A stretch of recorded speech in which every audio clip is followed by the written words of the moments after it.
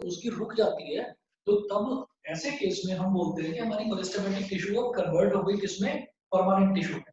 Now that tissue is known as permanent tissue. ठीक। अच्छा, अब परमानेंट टिश्यू के बारे में हमने बताया था कि ये दो तरीके की होती है। एक होती है simple permanent tissue,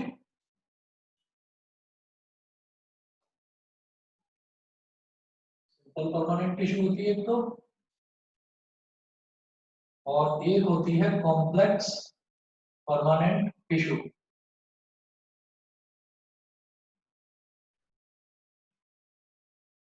simple permanent tissue and complex permanent tissue.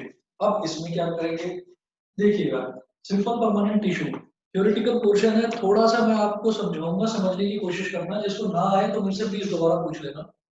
देखिए, सिंपल परमानेंट टिश्यू में है a few layer of cells form the basic packing tissue. This tissue is parenchyma, a type of permanent tissue. ठीक है। तो हमने इसमें ये बताया कि जो हमारी सिंपल परमानेंट टिश्यू है, सिंपल परमानेंट टिश्यू होती है तीन तरीके की। सिंपल वाली जो है, सिंपल वाली एक तो जो बेसिक होती है उसको तो मैं बोलता हूँ पैरेन्काइमा।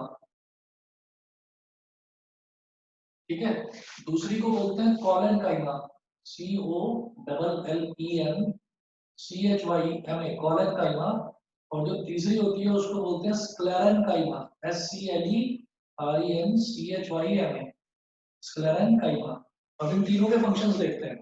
तो इन्होंने इसमें क्या समझाया है, a few layers of cells form the basic packing tissue। तो क्या होता है कि जब परमानेंट टिश्यू हो जाती है, जैसे मेरिस्टेमेटिक टिश्यू की ग्रोथ हो गई, ग्रोथ होने के बाद उसकी ग्रोथ अब फाइनल स्टेज में पहुंच चुकी है, तो जब ग्रोथ उसकी कंप्लीट होगी मेरिस्टेमेटिक टिश्यू की, तो उसके बाद क्या होता है कि वो ना पैकिंग लगने लगती है उनकी, मतलब वो परमानेंट टिश्यू में कन्वर्ट हो जाती है। और परमानेंट टिश्यू में उनका स्ट्रक्चर किस तरीके का होता है कि एक के ऊपर एक के ऊपर एक, इस तरीके से जैसे पैक लगे हुए हो, तो पैक्स की फॉर्म में लगी रहती है वो टिश्यू। तो अब उनके पैक जो होते हैं, जो बेसिक पैक्स होते हैं, जिन पैक्स में आपने टिश्यूज को अरेंज कर रखा है, तो उसी को बोलते हैं पैरेन्काइमा। जो बेसिक सिंपल परमानेंट टिश्यू होती है उसको बोलते हैं हम पैरेन्काइमा। फिर पैरेन्काइमा के फंक्शंस क्या होते हैं और किस तरीके से बनता है ये, इसमें ऐसा है कि it consist of relatively unspecialised cells with thin cell walls. इसमें क्या होते हैं कि इसमें स्पेशलाइज्ड सेल नहीं होते। स्पेशलाइज्ड सेल क्या होते हैं, स्पेशलाइज्ड सेल वो होते हैं जिनका कुछ पर्टिकुलर अपना स्पेशल काम होता है। जैसे मान लीजिए मैंने बोला कि मेरी जो आईज है, आईज में जो आइरिस मसल है, तो आइरिस मसल का पर्टिकुलर काम क्या है कि उसका काम सिर्फ और सिर्फ फोकस को एडजस्ट करने का है, तो वो उसका स्पेशलाइज्ड फंक्शन हो गया। इसी तरीके से अगर मान लीजिए मैं लीव्स की बात करूं, तो लीव्स जो होती हैं, प्लांट की जो लीव्स होती हैं, लीव्स के अंदर क्लोरोफिल होता है। तो क्लोरोफिल का काम फूड प्रोडक्शन का होता है कि वो फूड प्रिपरेशन करता है। तो ये स्पेशलाइज्ड सेल्स हो गए जिनका स्पेशल फंक्शन होता है। तो इसमें इन्होंने बताया it consist of relatively unspecialised cells with thin cell walls. तो इसमें कोई स्पेशलाइज्ड सेल नहीं होते और पतली पतली सेल वॉल होती है। सेल वॉल क्या होता है, सेल मेम्ब्रेन के बाहर की कवरिंग को हम सेल वॉल बोल देते हैं। उसके बाद दे आर, अगला पॉइंट है, दे आर लाइव सेल्स। ये लाइव सेल्स होते हैं, लाइव का मतलब ये जिंदा होते हैं, ये डेड सेल्स नहीं होते। मैंने आपको ये बताया था कि प्लांट टिश्यू में हमारे पास ज्यादातर डेड सेल्स होते हैं और लाइव सेल्स भी होते हैं। लाइव सेल्स कम होते हैं और डेड सेल्स ज्यादा होते हैं प्लांट टिश्यू के केस में। ठीक है। तो इसमें पैरेन्काइमा में ज्यादातर लाइव सेल्स होते हैं, मतलब जिंदा सेल्स होते हैं ज्यादातर। उसके बाद नेक्स्ट पॉइंट है, they are loosely packed so that large spaces between cells are found in this tissue। इसमें क्या होता है कि ये लूजली पैक्ड होते हैं, इनमें ज्यादा, बहुत कम कम गैप नहीं होता, ज्यादा गैप होता है। तो पैरेन्काइमा के बारे में जैसे हम पढ़ रहे हैं, तो पैरेन्काइमा में एक तो ये क्या हो गया, ये बेसिक टिश्यू हो गई, basic simple permanent tissue. First point तो इसका ये हो गया जो समझने वाला है। दूसरा पॉइंट, अच्छा मैंने इस तरीके से ना आपको एरो पॉइंट्स बनाकर ही दिए हैं नोट्स में, तो वो नोट्स में कुछ छोड़ना मत, सारी चीजें लर्न कर लेना। ठीक है, उसमें कुछ भी छोड़ने वाला नहीं है। उसके बाद हमने कहा कि इसमें क्या होता है कि अनस्पेशलाइज्ड सेल्स होते हैं इसके अंदर।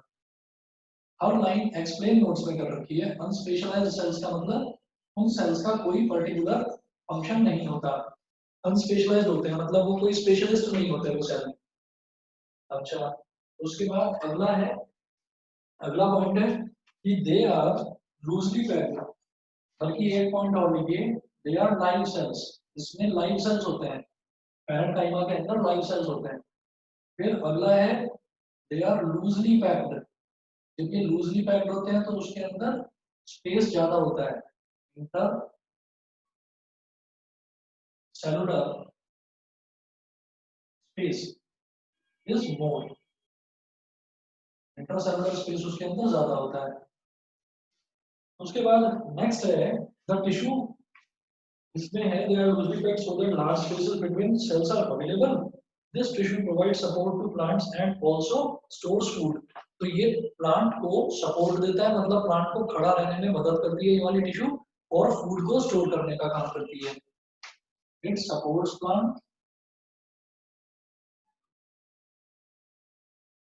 Plants and stores food. Food को स्टोर करने का काम करती है ये वाली टिश्यू पैरेंकाइमा। फिर उसके बाद में हमने कहा in some situations it contains chlorophyll and performs photosynthesis and then it is called chlorenchyma. कुछ सिचुएशन में ये कहते हैं कि इसके अंदर क्लोरोफिल भी होता है, और जब क्लोरोफिल होता है तो if it contains chlorophyll parenchyma, if it contains chlorophyll,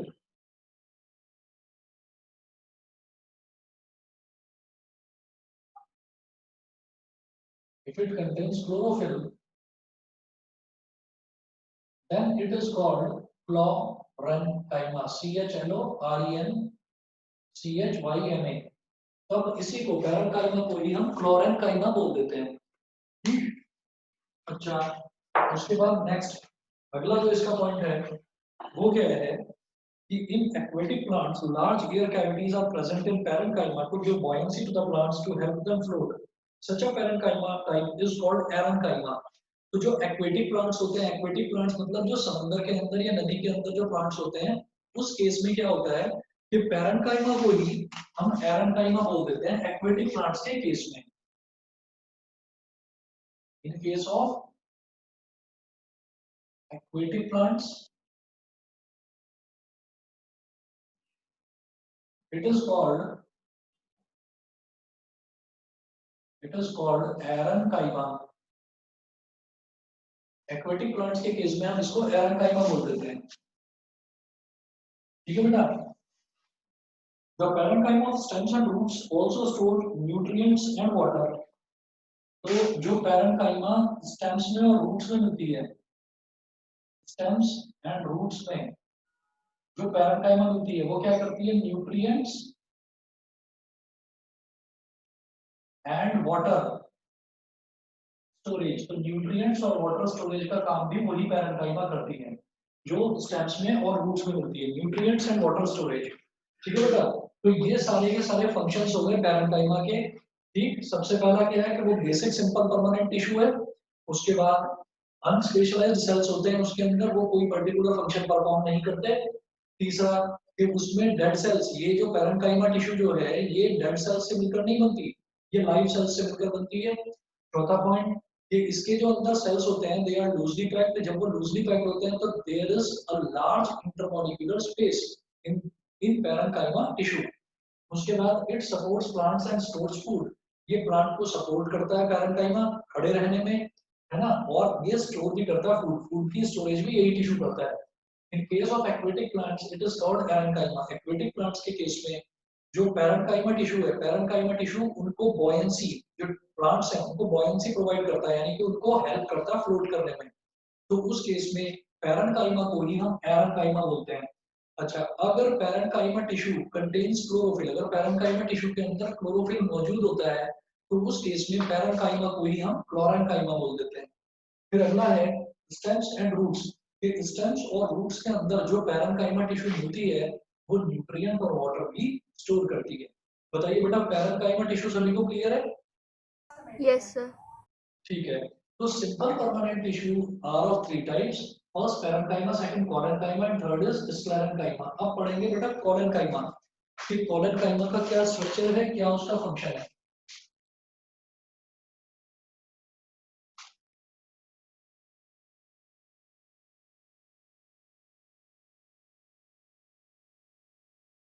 collenchyma. तो कोलेनकाइमा के केस में हम ये देखेंगे कि कोलेनकाइमा में क्या होता है, the flexibility in plants is due to another permanent tissue called collenchyma. ठीक है, तो ये क्या करता है कि जैसे हमारे प्लांट्स होते हैं, प्लांट्स ऐसे ऐसे मतलब अलग अलग डायरेक्शन में प्लांट्स झुक सकते हैं, फ्लेक्सिबली बेंड कर सकते हैं। तो जो फ्लेक्सिबिलिटी होती है वो कोलेनकाइमा ही प्रोवाइड करता है। तो it provides flexibility to the plant. ये जो कोलेनकाइमा टिश्यू है, it provides flexibility to the plants. दूसरा इसका फंक्शन क्या होता है, दूसरा इसमें होता है it allows easy bending in various parts of a plant leaf stem without breaking. ये तो सेम पॉइंट है। It also provides mechanical support to plant, मतलब प्लांट को मैकेनिकल सपोर्ट प्रोवाइड करने में पैरेन्काइमा भी काम करता है और कोलेनकाइमा भी काम करता है। मैकेनिकल सपोर्ट का मतलब ये है कि ताकि प्लांट बिल्कुल सीधा खड़ा रहे, प्लांट गिरे ना, इधर उधर ना गिरे, तो मैकेनिकल सपोर्ट प्रोवाइड करता है कोलेनकाइमा। उसके बाद थर्ड जो इसमें पॉइंट है, थर्ड है we can find this tissue in leaf stalks below the epidermis. ये वाली जो टिश्यू है ये लीफ स्टॉक्स यानी कि जो पत्तियां होती हैं ये पत्तियों में मिलती है। Found in leaf stalks below epidermis. Epidermis के बारे में स्टडी करेंगे, अभी बताऊंगा एपिडर्मिस क्या होता है। ठीक है, बिलो एपिडर्मिस बेसिकली जो आउटर मोस्ट लेयर होती है ना किसी भी टिश्यू की, उसको एपिडर्मिस बोलते हैं। जैसे सेल होता है, सेल की जो आउटर मोस्ट लेयर होती है उसको हम बोल देते हैं सेल मेम्ब्रेन या प्लाज्मा मेम्ब्रेन। इसी तरीके से जो टिश्यू की आउटर मोस्ट लेयर होती है उसको हम बोल देते हैं एपिडर्मिस। ठीक, तो उसको एक्सप्लेन अभी डिटेल में करेंगे, एपिडर्मिस अलग टॉपिक पढ़ाऊंगा। ठीक, अच्छा उसके बाद नेक्स्ट इसका फंक्शन क्या है, the cells of this tissue are living elongated and irregularly thickened at the corners। ठीक है, इसके जो सेल्स होते हैं, भाई टिश्यू जो है कोई भी टिश्यू वो सेल से मिलकर बनी है। तो कोलेनकाइमा जो टिश्यू है उसके जो सेल्स होते हैं दे आर elongated, मतलब लंबे होते हैं, they are elongated, living and irregularly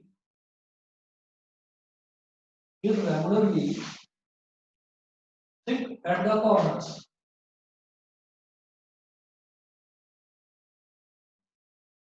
irregularly thick at the corners। irregularly thick at the corners, ये कॉर्नर से irregularly thick होते हैं। अब आप ये देखिएगा कि मैंने जो आपको नोट्स में भेजा भी था इसका डायग्राम, ये मैं आपको बुक में दिखा रहा हूँ, जो एनसीईआरटी बुक है उसमें इसका डायग्राम दे रखा है। उसमें आप देखिएगा कि जैसे ये आपको टिश्यू दिखाई दे रहा होगा, ठीक है, ये दिखाई दे रहा है सभी को। ये जो स्ट्रक्चर है ये स्ट्रक्चर कोलेनकाइमा का है। अब इस कोलेनकाइमा में ये आप कॉर्नर देखिए, तो कॉर्नर पर ये यहाँ पर और यहाँ पर ये थोड़ा सा आपको मोटा दिखाई दे रहा है, यहाँ पर भी थोड़ा सा थिक है। ये कॉर्नर देखो यहाँ भी थिक है, इस कॉर्नर में भी थिक है, इस कॉर्नर में भी थिक है, इस कॉर्नर में भी थिक है, मतलब जो कॉर्नर है वो कॉर्नर इसके थिक है। तो ये पॉइंट यहाँ पर बताया गया है कि सेल्स आर इलोंगेटेड, लंबे होते हैं। दूसरा लिविंग, मतलब जिंदा होते हैं सेल्स, डेड सेल्स नहीं होते। And irregularly thick at the corners. तो एज पर the diagram also it is very clear कि जो उसके कॉर्नर्स हैं, कॉर्नर्स पर जो सेल होते हैं कोलेनकाइमा टिश्यू के जो सेल होते हैं वो थिक होते हैं। बताइए बेटा, यहाँ तक ये चारों पॉइंट क्लियर है? ये चारों पॉइंट क्लियर है? कोलेनकाइमा टिश्यू क्या करती है? कोलेनकाइमा टिश्यू का पहला फंक्शन है इट प्रोवाइड्स फ्लेक्सिबिलिटी। दूसरा फंक्शन है it provides mechanical support to the plant. Third function है it is found in leaf stalks. Leaf के स्टॉक्स, लीफ का स्टॉक क्या होता है, ये जो लीफ का बिल्कुल कॉर्नर होता है ना आखिरी, वहां पर मिलता है ये leaf stocks, just below the epidermis. Epidermis के ठीक नीचे वहां ये मिलता है हमको। फिर है इसके जो सेल्स होते हैं कोलेनकाइमा टिश्यू के, they are elongated, living and irregularly thick at the corners. Corners पर ये थिक होते हैं। उसके बाद So, हाँ जी बताइए। excuse me, sir. हाँ जी बताइए। So, can you tell me where are Kaima located? एक मिनट, मुझे आवाज नहीं समझ में आई, दोबारा से बोलना, आवाज अटक रही थी। So can you tell where are parenchyma located? Where is parenchyma located? parenchyma का क्या होता है कि जैसे मान लीजिए हमने बोला कि कोई भी हमारी टिश्यू है, तो टिश्यू में हमने सबसे पहले ये बोला था कि जैसे मान लीजिए ये एक प्लांट है और ये प्लांट का स्टेम है पूरा का पूरा, तो इसमें मैंने ये बोला था कि यहाँ जो नीचे की तरफ होता है ये मेरिस्टेमेटिक टिश्यू है, बिल्कुल बेसिक टिश्यू की बात कर रहा हूँ कि tissues are of two types, plants tissues, meristematic tissue and permanent tissue. Meristematic tissue में जो, जैसे मान लीजिए ये स्टेम है, रूट में भी हम इसको स्टडी कर सकते हैं, लेकिन हमने स्टेम की बात करी, तो स्टेम में जो नीचे वाला हिस्सा होता है this is known as lateral meristem, lateral meristem. फिर उसके बाद जो बीच वाला हिस्सा होता है, बीच वाला हिस्सा कहलाता है इंटरकैलरी, इंटरकैलरी मेरिस्टेम, ये हो गया। और बिल्कुल जो टिप होता है, बिल्कुल जो टिप ऊपर वाला जो होता है इसको हम बोल देते हैं एपिकल मेरिस्टेम, इसको हम बोल देते हैं एपिकल मेरिस्टेम। अब यहाँ क्या होता है कि जैसे मान लीजिए ये प्लांट का जो शूट है ना, यानी कि जो स्टेम है उसका, वो धीरे धीरे डेवलप करता रहता है। अब जब धीरे धीरे वो डेवलप करता है तो लेटरल मेरिस्टेम वाला जो हिस्सा है वो धीरे धीरे ग्रो करके इंटरकैलरी वाले पोजीशन पर पहुंच जाता है, इंटरकैलरी वाला हिस्सा है वो धीरे धीरे करके एपिकल मेरिस्टेम पर पहुंच जाता है। तो क्या होता है कि जब ये पूरी तरीके से ग्रो कर जाते हैं, तो अब नीचे से ये वाला लेटरल वाला पूरी तरह से ग्रो कर गया, तो लेटरल वाला ग्रो करके इंटरकैलरी वाले पोजीशन पर पहुंच गया। लेकिन हम ये कहेंगे कि जब ये तीनों ही टिश्यूज जब पूरी तरह से ग्रो कर जाएंगे, तो ग्रो करने के बाद में ये टिश्यू अब मेरिस्टेमेटिक टिश्यू नहीं रहेंगे, अब नया मेरिस्टेमेटिक टिश्यू ग्रो हो जाएगा। तो जब ये मेरिस्टेमेटिक टिश्यू पूरी तरह से ग्रो हो गया तो it will get converted into permanent tissue. अब परमानेंट टिश्यू में जो सबसे बेसिक जो पैकिंग होती है, जैसे मान लीजिए हमने कहा कि जो बिल्कुल बेसिक पैकिंग है, बेसिक पैकिंग कहाँ पर आएगी, स्टेम पर। तो स्टेम की जो चारों तरफ की जो बाउंड्रीज हैं, वहां पर हम ये कहेंगे कि वहां पर जो टिश्यू डेवलप हो गए हैं वो वाले टिश्यू पैरेन्काइमा टिश्यू, ठीक है। तो आप पैरेन्काइमा टिश्यू की लोकेशन ही पूछ रहे हैं, तो पैरेन्काइमा टिश्यू की लोकेशन क्या है कि स्टेम के चारों तरफ जितने भी टिश्यूज बनेंगे उसको हम बोलेंगे पैरेन्काइमा टिश्यू, ठीक। और इसी तरीके से जो एपिकल मेरिस्टेम होता है, जो ये एपिकल मेरिस्टेम है, एपिकल मेरिस्टेम डायरेक्टली लीव्स से कनेक्टेड होता है, और लीव्स का जो आखिरी कॉर्नर होता है वहां पर हमारा कोलेनकाइमा टिश्यू होता है। तो अब अगर मैं एक बेसिक डिफरेंशिएशन देखूं, तो पैरेन्काइमा टिश्यू मिलेगा मेरे को स्टेम्स पर, और कोलेनकाइमा टिश्यू मेरे को मिलेगा लीफ पर। समझ गए? ठीक है। और जो ये टिश्यू है ना, जो ये वाला है ये जो सिंपल परमानेंट टिश्यू है, जो हम परमानेंट टिश्यू की बात कर रहे हैं, वो परमानेंट टिश्यू वो परमानेंट टिश्यू जो है वो बना मेरिस्टेमेटिक टिश्यू से ही है। जब मेरिस्टेमेटिक टिश्यू पूरी तरह से ग्रो कर गया, जब उसने फर्दर ग्रो करना बंद कर दिया, तो वही टिश्यू जो है वो परमानेंट टिश्यू में कन्वर्ट हो गया, वही टिश्यू परमानेंट टिश्यू कहलाएगा। अच्छा, अब आपको, ताकि आगे समझने में दिक्कत ना हो, आपको अभी से एक चीज क्लियर करता हूँ, ठीक है। ये दिमाग में बिठाकर चलना कि जैसे मान लीजिए मैं परमानेंट टिश्यू कर रहा हूँ, तो परमानेंट टिश्यू क्या हो गया, जब मेरिस्टेमेटिक टिश्यू ने अपनी पूरी ग्रोथ ले ली, अब आगे वो ग्रो नहीं करेगा, तो वो बन गया परमानेंट टिश्यू। फिर मैंने कहा परमानेंट टिश्यू दो टाइप के, सिंपल और कॉम्प्लेक्स। तो याद रखिएगा, सिंपल में सारे सिमिलर सेल्स होते हैं, एक जैसे ही सेल्स मिलते जाएंगे और वो टिश्यू बना देंगे। और कॉम्प्लेक्स में क्या होता है, कॉम्प्लेक्स में डिफरेंट सेल्स होते हैं, सेल्स सेम तरीके के नहीं होते, सेल्स अलग अलग होते हैं। ये बेसिक डिफरेंस है सिंपल और कॉम्प्लेक्स में। तो इस चीज को दिमाग में रखकर आगे बढ़ते हैं। कोलेनकाइमा के बाद में बेटा अगला है स्क्लेरेनकाइमा। स्क्लेरेनकाइमा में हम बोलेंगे it is the tissue which makes the plant hard and stiff. ये वो वाला टिश्यू है जो प्लांट को हार्ड और स्टिफ बनाता है, मतलब मजबूत बनाता है, ठीक है। तो स्क्लेरेनकाइमा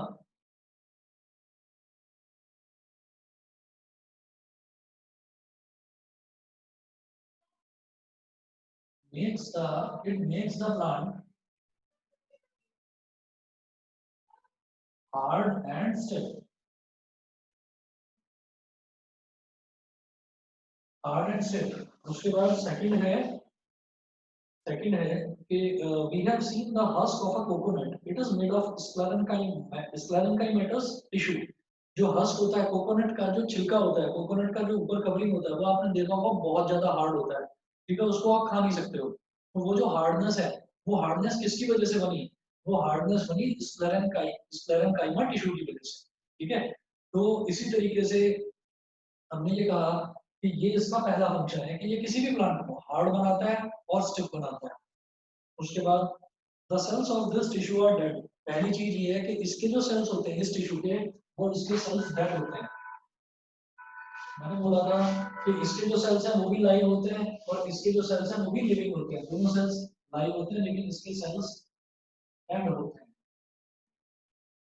जिन सेल्स से मिलकर ये टिश्यू बना है वो डेड होते हैं। उसके बाद they are long and narrow as the walls are thickened due to lignin chemical substance which acts as a cement and hardens them। ठीक, ये लॉन्ग होते हैं और नैरो होते हैं। स्क्लेरेंकाइमाटस टिश्यू जो है वो लॉन्ग होता है और नैरो होता है। नेक्स्ट देखते हैं। नेक्स्ट है often these walls are so thick that there is no internal space inside the cell। इनकी जो वॉल्स होती है ना, इसकी जो वॉल्स होती है, जैसे मान लीजिए हमने कहा कि कोई भी सेल है, तो सेल के बाहर अगर प्लांट सेल की बात करेंगे तो सेल के बाहर जो आउटर कवरिंग होती है उसको सेल मेम्ब्रेन बोलते हैं और सेल मेम्ब्रेन के बाहर की कवरिंग को सेल वॉल बोलते हैं। तो यहाँ पर हम ये बात कर रहे हैं कि टिश्यू के बाहर की जो वॉल है, जो कोलेनकाइमा टिश्यू के बाहर की जो वॉल है वो कैसी है, बहुत ज्यादा थिक है। थिक वॉल होती है इस टिश्यू की। उसके बाद this tissue is present in stems around vascular bundles in the veins of leaves and in the hard covering of seeds and nuts। ठीक है, ये मिलेगा in the veins of leaves. In the veins of leaves कैसे, जैसे मान लीजिए मैंने बोला कि मेरे पास ये एक लीफ है, इस लीफ का अगर मैं वेन्स की बात करूं तो आप देखेंगे यहां से ऐसे ऐसे ना वेन्स निकलती हैं, इस तरीके की वेन्स निकलती हैं लीफ में। ठीक है, तो एक तो ये लीफ की वेन्स में मौजूद होता है, लीफ की वेन्स में प्रेजेंट होता है। दूसरा found in veins of leaves, stems में भी मिलता है, तो स्टेम्स में मिलेगा, लीव्स में मिलेगा, और हार्ड कवरिंग ऑफ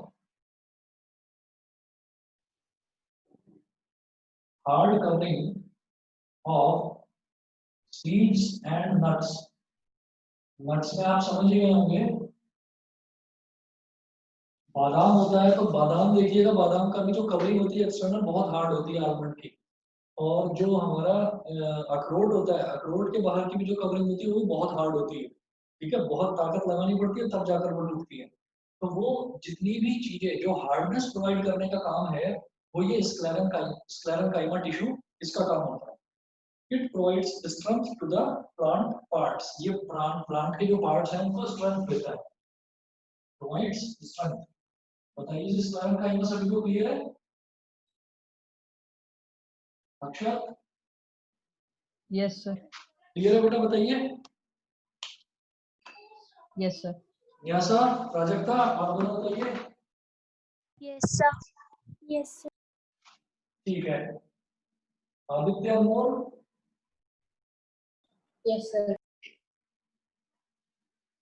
ठीक है। उसके बाद जरा यस देखते सर। हैं। ओके, उसके बाद अब मैं ना एक चीज की बात करूंगा। ये हमारे पास ये तीनों तरीके की टिश्यू हो गई। तो before moving on to complex permanent tissue, मैं आपको दो इंपॉर्टेंट टर्म्स समझाना चाहता हूँ कि दो इंपॉर्टेंट टिश्यू होती है। ठीक है, वो जो दो इंपॉर्टेंट टिश्यू होती है वो क्या है, उनके बारे में बात करते हैं। तो एक होती है बेटा, एक टिश्यू का नाम है एपिडर्मिस। एक एपिडर्मिस होती है और एक स्टोमेटा होती है। तो पहले एपिडर्मिस के बारे में बात करेंगे कि ये एपिडर्मिस क्या चीज है।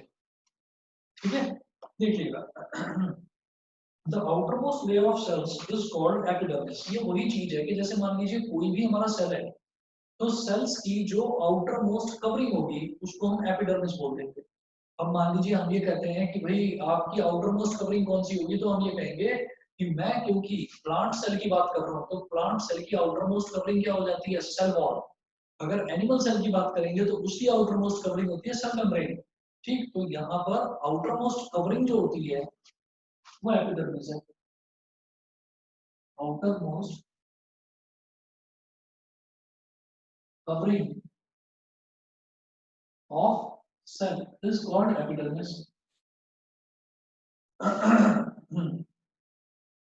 ठीक है, और उसके बाद लास्ट सॉरी नेक्स्ट पॉइंट है, the epidermis is made up of single layer of cells. Single layer होती है सेल की, made up of single layer of cells.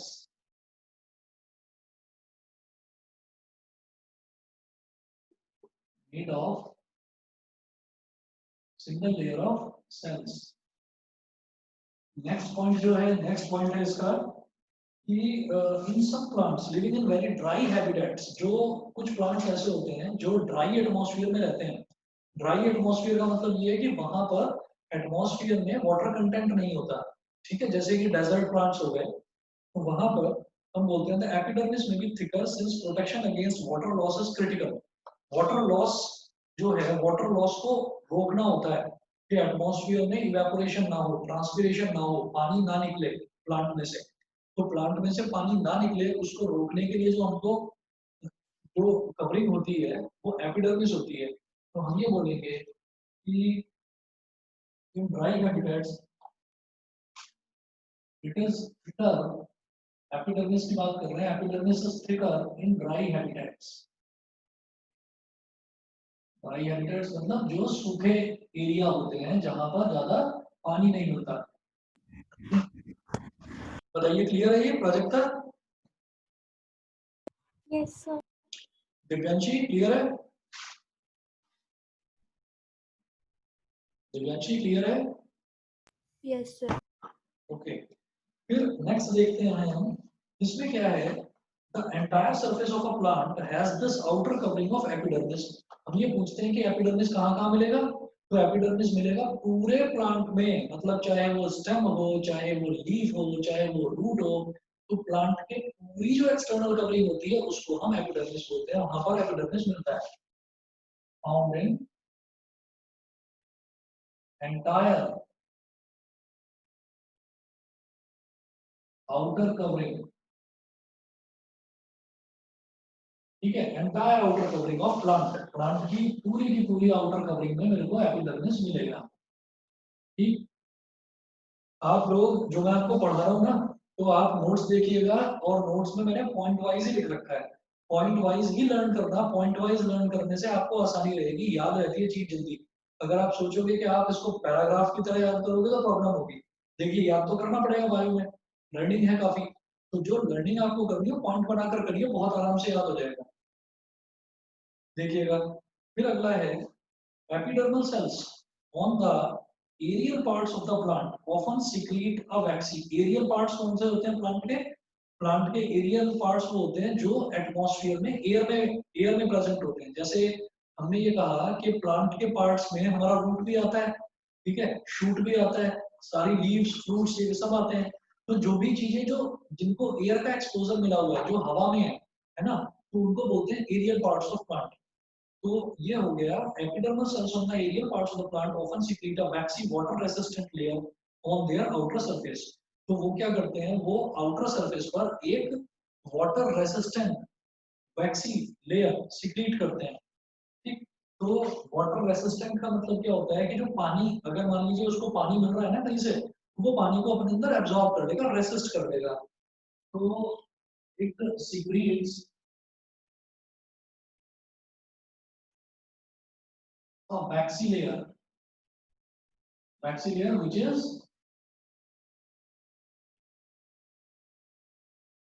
water resistant, जो वाटर को रेसिस्ट कर लेता है, एब्जॉर्ब कर लेता है. इससे क्या होता है भाई, पानी की जरूरत होती है प्लांट को, तो प्लांट पानी को एब्जॉर्ब कर लेता है. ठीक है जी, इंदर क्लियर है? अच्छा, फिर है this aids in protection against loss of water, mechanical injury and invasion by parasitic fungi. तो इसमें क्या होता है कि protection against loss of water. Loss of water नहीं हो पाता भाई, आपने बाहर ही एक ऐसी लेयर लगा दी है जो वाटर को रेसिस्ट करती है, तो कहीं से भी बाहर से पानी मिलेगा तो वो वाटर को अपने अंदर एब्जॉर्ब करेगी, वाटर को सीक्रेट नहीं करेगी. तो ये क्या है कि ये प्रोटेक्शन देता है against loss of water epidermis का काम क्या है? It gives protection against loss of water,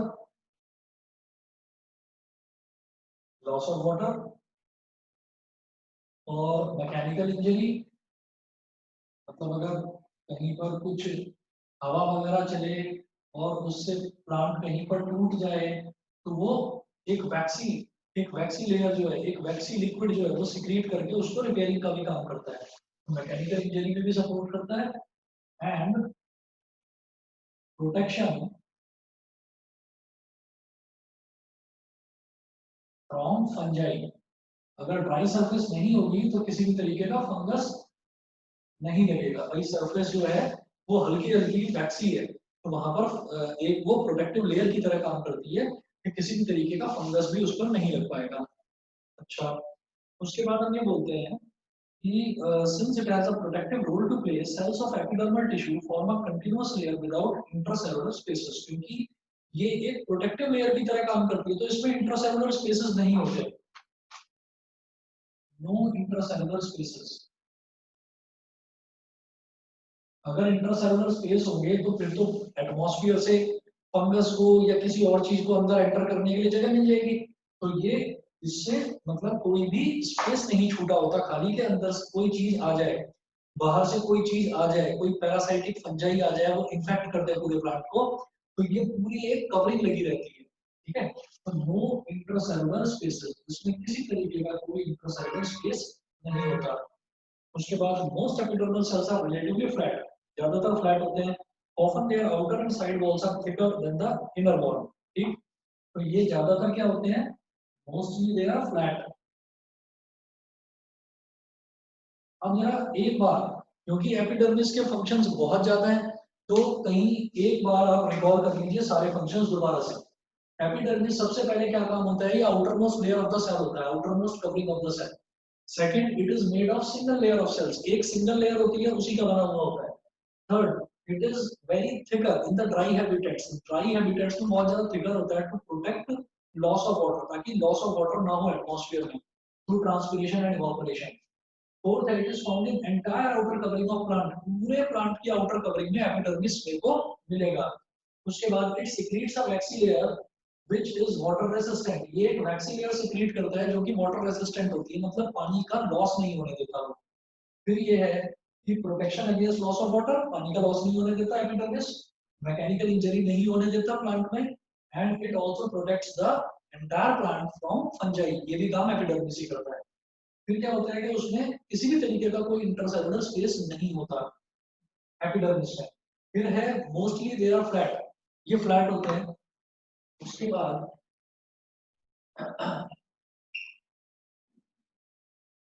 Garima clear है ना?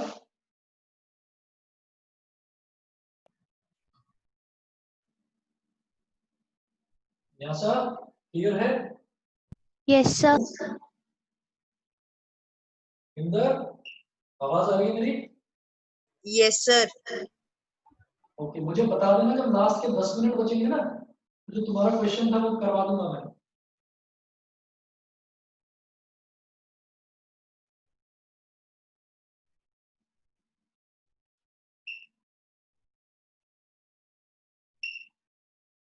चलिए ठीक, अब देखते हैं इसका अगला फंक्शन क्या है।